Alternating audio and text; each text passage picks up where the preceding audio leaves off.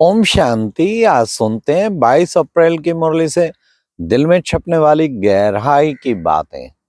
आज की मुरली में गीत था, इस पाप की दुनिया से दूर कहीं ले चल, चित चैन जहां पाए ले चल वहीं ले चल।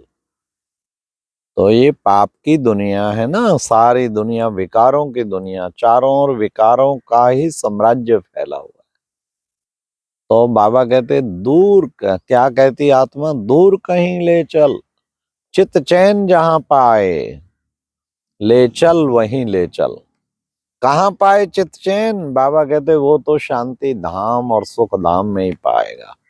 कितने सुंदर गीत बने हुए, अप्रोप्रिएट, सचमुच बाबा में ले जाता है इस पाप की दुनिया से शांति धाम और सुख धाम।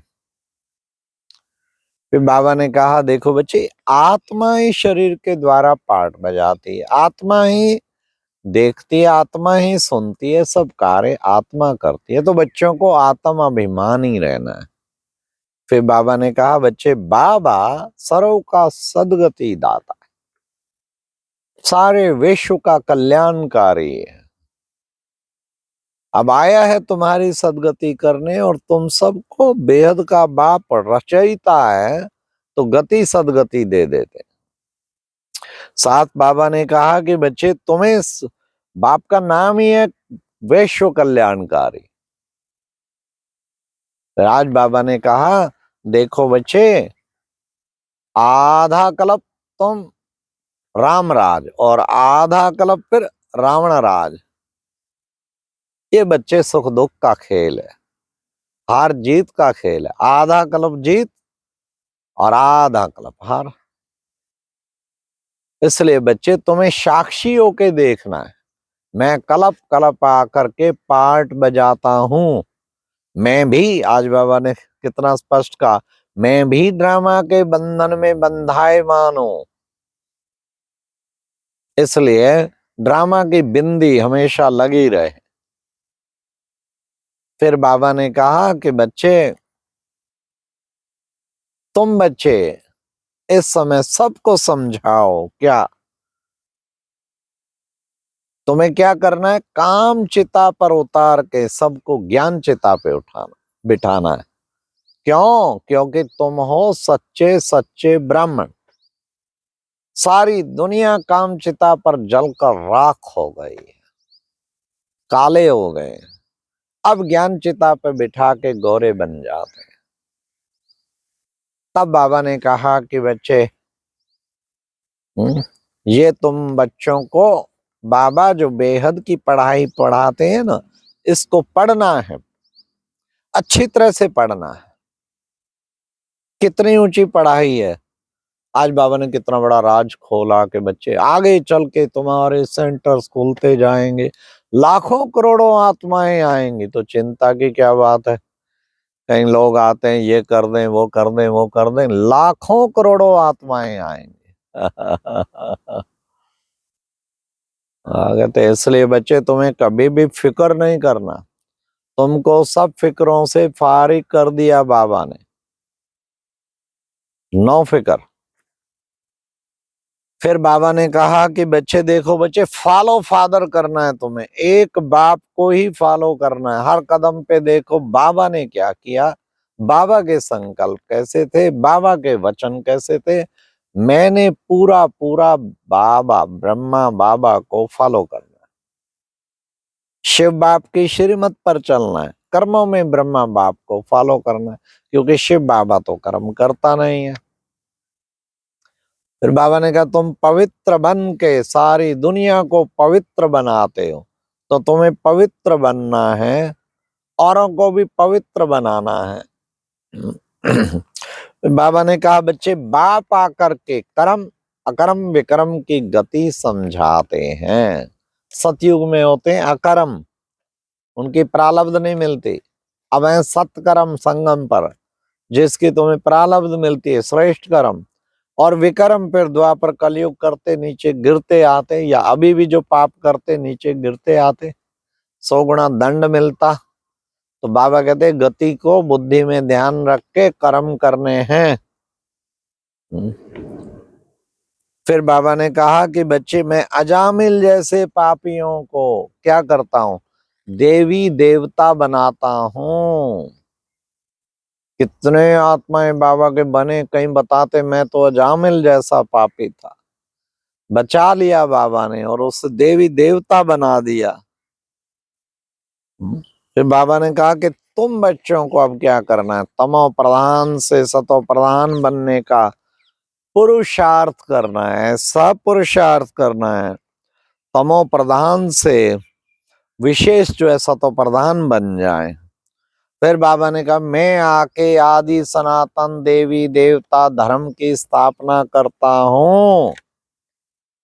बाबा ने कितना अच्छा बताया, तुम हो सच्चे सच्चे ब्राह्मण और क्या करते हो, तुम हो सच्चे सच्चे ब्राह्मण, सबको काम चिता से उतार ज्ञान चिता पर बिठाते हो।